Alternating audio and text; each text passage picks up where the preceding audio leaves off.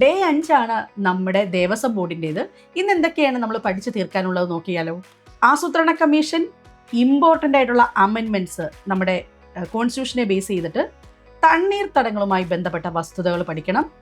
തദ്ദേശ സ്വയംഭരണ സ്ഥാപനങ്ങൾ, അതായത് കുടുംബശ്രീ, സ്വരാജ് ട്രോഫി ഒക്കെ ക്ലബ് ചെയ്ത് പഠിക്കുക. സൈബർ ലോ, കുട്ടികൾക്ക് നേരെ നടക്കുന്ന അതിക്രമങ്ങൾ ഒക്കെ പഠിക്കണം. Then maths, English, Malayalam.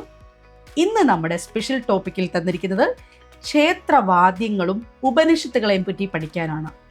ഇവയ്ക്ക് സമയം കണ്ടെത്തണം. പഠിക്കാൻ വേണ്ടി 3 മണിക്കൂർ എടുക്കുക. അതിൽ കൂടുതൽ ഉപയോഗിക്കണം. മിനിമം 3 മണിക്കൂറെങ്കിലും പഠിക്കാൻ വേണ്ടി. മെറ്റീരിയൽ കളക്ഷൻ അല്ല ഞാൻ പറയുന്നത്.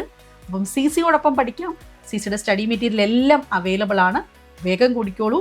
ഡീറ്റെയിൽഡ് ക്ലാസ്സിന് ഞങ്ങളെ കണക്ട് ചെയ്യുക.